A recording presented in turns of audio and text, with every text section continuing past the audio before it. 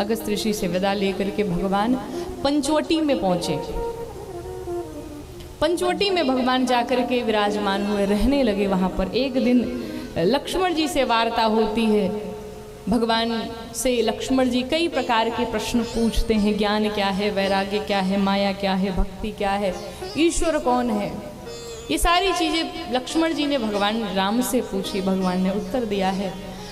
अब कथा वहाँ की आती है जब एक बार भगवान बैठे थे पंचवटी में और अचानक से आकाश मार्ग से शूर्पणखा जा रही थी। कौन जा रहा था? शूर्पणखा। जब शूर्पणखा कौन है? इसके दो अर्थ हैं। शूर्पणखा अर्थात जिसके सूप जैसे नख हो लंबे लंबे, वही है शूर्पणखा। और अगर दूसरा अर्थ देखा जाए तो शूर्पणखा का अर्थ है कि जिस प्रकार सूप समझते हैं ना, जिसमें गेहूं फटके जाते हैं और भी सारी चीजें, अर्थात जो गंदगी को बाहर कर दे और जो अच्छी चीजें हैं उसे ग्रहण करे, वही है शूर्पणखा। आज इस कलयुग में भी बहुत सारी शूर्पणखाएं हैं। शूर्पणखा कौन है?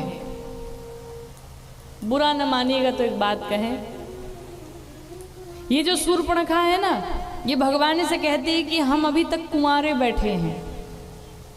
एकदम झूठ। शूर्पणखा विवाहित थी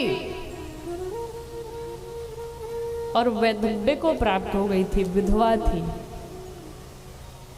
आजकल की कलयुग की शूर्पणखा उस समय एक ही शूर्पणखा थी और आजकल लगभग शूर्पणखा है। शूर्पणखा कौन है? जो विवाह के पश्चात भी जिसके गले में न मंगलसूत्र है न मांग में सिंदूर है, वही शूर्पणखा है। अब पता ही न चले कि विवाहित है कि अविवाहित है। शूर्पणखा क्या की? भगवान के पास पहुंचती है और जा करके कहती है कि तुम सम पुरुषा नमो सम नारी। आपके जैसा संसार में न कोई सुंदर पुरुष है, न हमारे जैसे सुंदर कोई नारी है। और इतना पे नहीं रुकी, महाराज कहती है कि महाराज ये संयोग ऐसे ही नहीं बनाया, ब्रह्मा जी ने बड़ा सोच विचार के बनाया कि यह संजोग विधि रचा विचारी। ये संयोग ऐसे ही नहीं बनाया है, हम और आप ऐसे ही नहीं मिले, ब्रह्मा जी ने बड़ा सोच विचार करके ये संयोग बनाया है। और अभी इतना पर भी नहीं मानती है, तो क्या कहती है कि ताते अब लगी रहे हो कुमारी। हम आपके लिए ही आज तक कुंवारे बैठे हैं, आज तक आपके लिए कुंवारे बैठे हैं आपकी प्रतीक्षा में। और फिर भी नहीं मानी तो फिर कहती है कि मनु माना कछु तुम ही निहारी। मेरा मन आपको देख करके थोड़ा सा मान गया है। मन माना कछु, थोड़ा सा माना, पूरा नहीं माना है। राम जी सोचे इसको, ये मुझे देख करके कहती कि आपको देख करके मेरा मन थोड़ा सा मान गया है, मतलब हमसे भी सुंदर कोई दिख जाएगी तो ये भग जाएगी। इसका तो कोई ठिकाना ही नहीं है। भगवान से कहती है तुम समपुरुष नमो समनारी, यह संयोग विधि रचा विचारी। ताते अब लगी रहूं कुमारी, मनु माना कछु तुम ही निहारी। आपको देख करके मेरा मन थोड़ा सा मान गया है।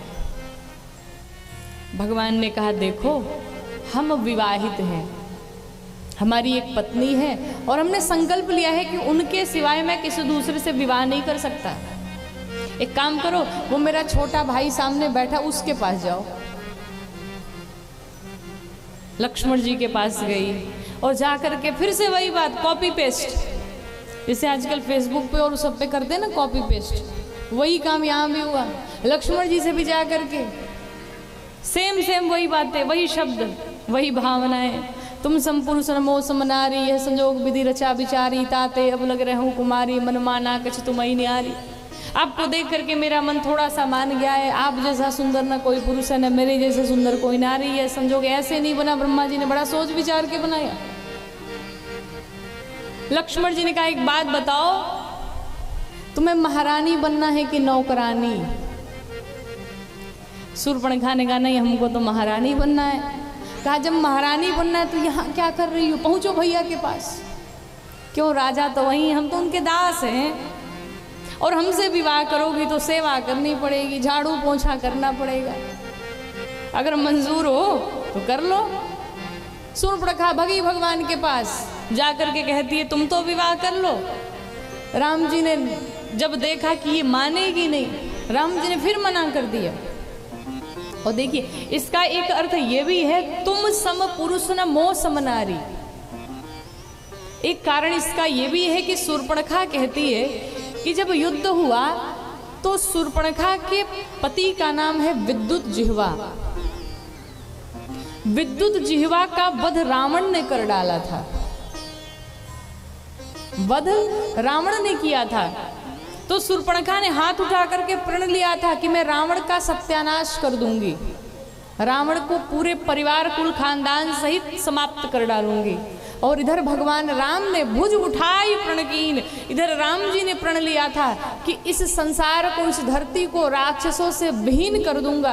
अर्थात शूर्पणखा ये भगवान से कहती है कि प्रभु, न आप जैसा ये संकल्प कोई लिया, न मेरे जैसा ये संकल्प कोई लिया। जो संकल्प आपका है वही संकल्प हमारा भी है, इसलिए तुम सम पुरुष न मोह सम नारी। पहुंची जब राम जी के पास, भगवान ने भी जब मना कर दिया, शूर्पणखा को लगा कि इसी स्त्री के कारण ये सारी चीजें हो रही हैं, ये विवाह नहीं कर रहे हैं। शूर्पणखा ने सीता मैया की तरफ हाथ बढ़ाया मारने के लिए, राम जी ने इशारा किया, लक्ष्मण, आंखों के इशारे से इशारा किया, लक्ष्मण इसके नाक और कान दोनों काटो। कोई हमसे प्रश्न कर रहा था कि भगवान ने लक्ष्मण जी से कहा नाक और कान दोनों काटो, क्या ये उचित था? बिल्कुल उचित था महाराज। क्यों? कहते हैं ना बार बार कि लड़कियों का आभूषण, स्त्रियों का आभूषण लज्जा है, शर्म है, और जिस स्त्री के आंखों में शर्म ही नहीं है वो स्त्री हो ही नहीं सकती। अच्छा, कौन लड़की है, कौन स्त्री है जो घूम घूम करके अपना वर ढूंढेगी? अब कोई सड़क पे ऐसे ही जाते कहने लगे भाई हमें आपसे विवाह करना, आपसे विवाह करना, और चलो कहे भी तो ठीक। यहाँ गोस्वामी जी ने लिखा कि देखी बिकल भई जुगल कुमारा। अगर सिर्फ ये राम जी से प्रेम करती तो मानो ठीक रहता, लेकिन कहती है कि इसका कोई ठिकाना नहीं है। गोस्वामी जी ने जुगल कुमारा, राम जी से भी प्रभावित है, लक्ष्मण जी से भी प्रभावित है।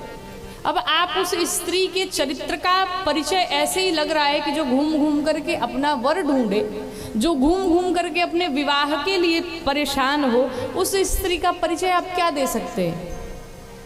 और शूर्पणखा ने सारी मर्यादाएं समाप्त कर दी एक स्त्री की। शूर्पणखा कहती है कि हम आपसे भी विवाह कर सकते हैं और लक्ष्मण जी से भी कर सकते हैं, दोनों में से कोई कर लो, दोनों पर प्रभावित है। और मेरे राम जी कहते हैं अगर मेरे भक्त बनना है तो सिर्फ एक, मेरी भक्ति। कहते ना इष्ट एक होता है, तो ऐसा नहीं कि राम जी की भी भक्ति और उनकी भी भक्ति। तो भगवान चाहते हैं समर्पण। अगर तुम हमसे प्रेम करते हो, हमारी भक्ति हो, तो सिर्फ हमारी ही रहो। लेकिन यहाँ शूर्पणखा ने ऑप्शन रख दिया, इसलिए राम जी ने इशारा किया इसके नाक और कान दोनों काट डालो। और एक बात बताओ, नाक क्यों काटा भगवान ने? भाई हाथ आगे बढ़ाया तो हाथ काटते, लेकिन नाक क्यों काटा? नाक इसलिए काटा कि आप जब कभी अपने घर में बहू लाने जाते हैं ना, लड़की देखने जाते हैं, तो जब लड़की उड़की देख के आते हैं तो लोग क्या कहते हैं? लड़की का नाक नक्शा बड़ा सुंदर है। कहते हैं लड़की का नाक नक्शा बड़ा सुंदर है। अब चाहे कोई कन्या जितनी भी सुंदर क्यों न रहे, नकी अगर गायब रहे तो कैसी सुंदरता। तो भगवान ने कहा पहले इसकी नाक काटो। और कान क्यों काटा? कान इसलिए काटा कि भगवान ने सोचा कि इसे तब से कह रहा हूं कि मान जाओ मैं विवाह नहीं कर सकता, फिर भी इसको सुनाई नहीं दे रहा है, मतलब इसके कान का भी कोई मतलब नहीं, इसलिए कान भी काटो। तो नाक और कान दोनों काट डाला लक्ष्मण जी ने। मन ही मन रावण को भगवान ने चुनौती दे दी। रावण ने भगवान से प्रेम किया, और कैसा प्रेम किया? बैर भाव से प्रेम किया।